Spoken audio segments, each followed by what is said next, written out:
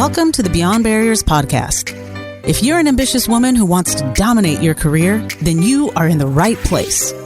This podcast is co-hosted by Nikki Barua, digital innovator, serial entrepreneur, author, and speaker, and Monica Marquez, ex-Googler, diversity expert, and senior corporate leader. From inspiring stories to cutting-edge strategies, you'll learn how to develop the skill set, mindset, and tool set to get future-ready fast and accelerate your success. Welcome to the Beyond Barriers Habits and Hacks Show. Did you know that 40% of your activities are driven by habits, good or bad? That means you are the product of what you do habitually. That's why it can be a struggle to change even when you hope to exert willpower. Habits are a powerful force that makes change challenging. In today's episode, we'll discuss the daily habits of successful people, because highly successful people don't rise to the top by behaving like everyone else. So we'll share with you how you can develop new habits that make success effortless. So let's dive right in. Nikki, tell us, what are some of the most common habits of high achievers? That's a great question. Well, first of all, successful people, high achievers, they all know what habits really work for them. And they are absolutely ruthless in habit orientation because they know it's exactly what makes them successful. So they're very focused on not only understanding the right habits, but establishing them and ensuring that that becomes part of their daily routine over and over again. So if you admire someone, you look up to someone that you is your hero. If you want the same outcomes as them, don't focus on what they have. Focus on what they do. Right. And focus on what they do consistently. Because if you adopt their habits, you will have a greater chance of success. Okay. So let's talk about what are some of those most common habits that most high achievers have. Yes, tell us. Okay, so here are 5 that I will share. Number 1, they all have a morning routine that's very empowering, that grounds them and fuels them. So they might have different routines, but they all have one that is very, very consistent. And it's something that is very thoughtfully created. And I'll share mine a little later as well.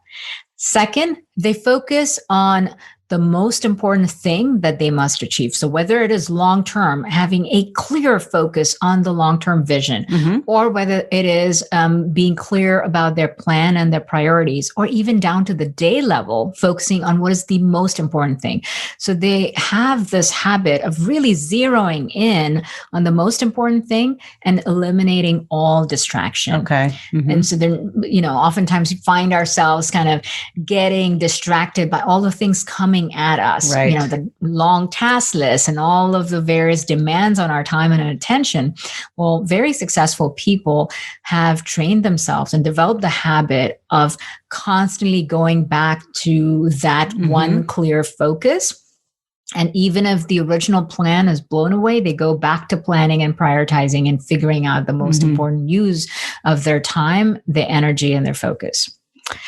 Number 3, they're all relationship builders that are constantly growing their community of influence, constantly growing their networks, and really thinking about those relationships from a place of contribution, to think about how can they create more value? How can they serve more people? How can they serve at a higher level? And because of that, they're constant relationship builders, not just from a perspective of who they can serve, but who can help them achieve that outcome. Number 4, they're relentlessly focused on self-development every single day. Yes. Whether it's learning a new skill or gaining some new insight, it's surrounding themselves with next level peers, or it's seeking mentors, constantly learning new things, focusing on their self-development, gaining self-awareness about themselves, and then really focusing on reflection. It's very easy to constantly consume content, consume new information. But if that information is consumed without the time to think about it, to reflect on it, and have some kind of takeaway, it doesn't sit as deeply. So constant self-development really requires you to make not only learning, but reflection and integration part of your process. So that's something that is a habit that most successful people have. Mm-hmm. And then finally, number 5, self-discipline and accountability, which is really focusing on doing what's right instead of doing what's easy. The self-discipline to say, I'm going to do the right thing even when I don't feel like it. And then once you have that execution, to hold yourself fully accountable, no matter what the result might be. There is no blame game. There is no victim mindset. It's very much, I'm fully accountable for the results I have. And therefore, I can only get the results if I exercise self-discipline. If I do what I said I will do, when I said I would do it, no matter what.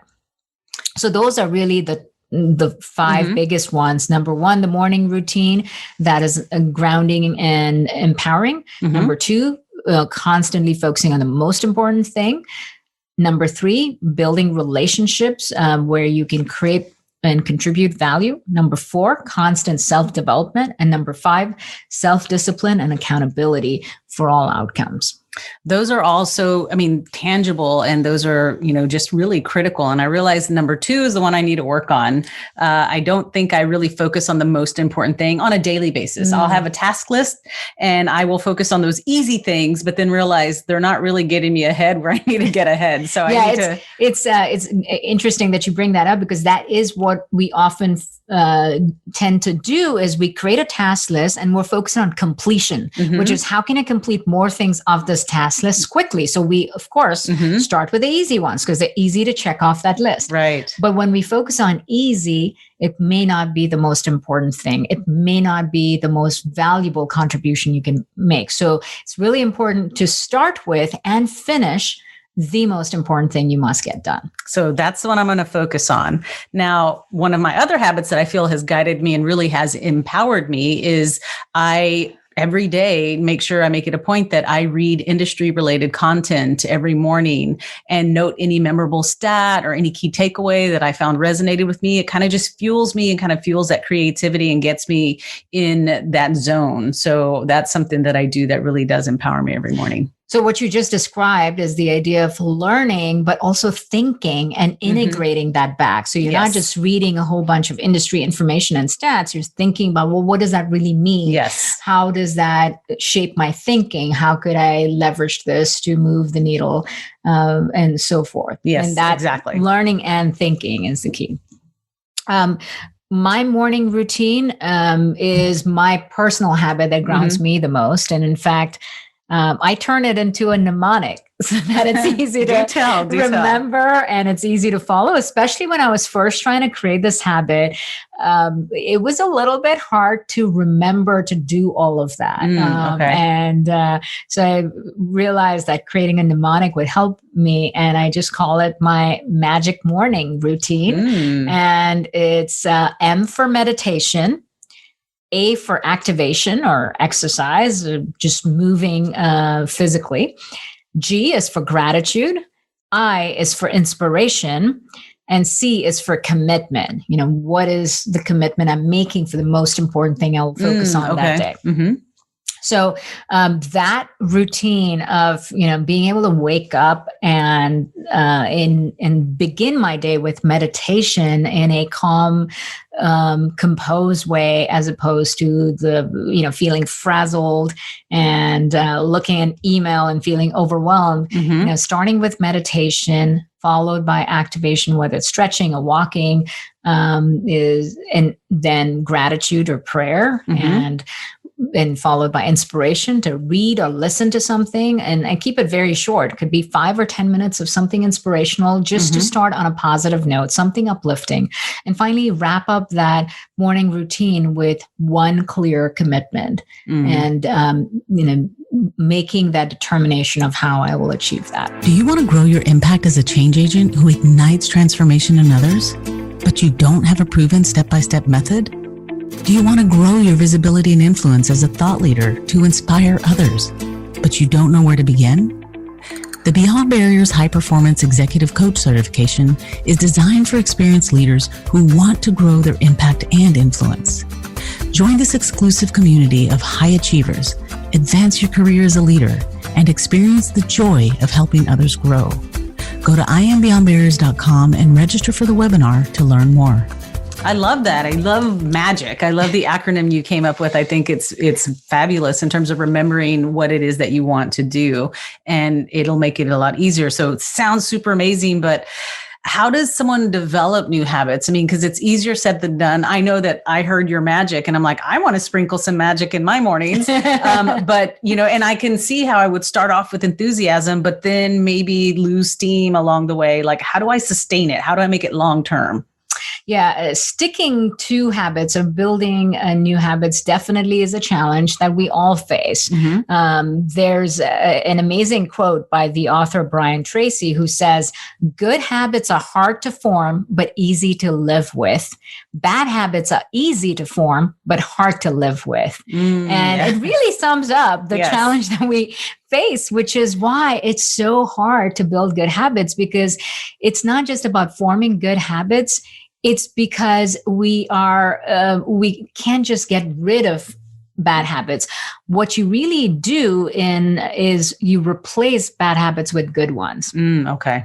Because if you want to establish good habits, you have to create room for it. And you can create room for something that if there's something else that's not as good already taking its place. I'll give you a simple example. Like if you want to,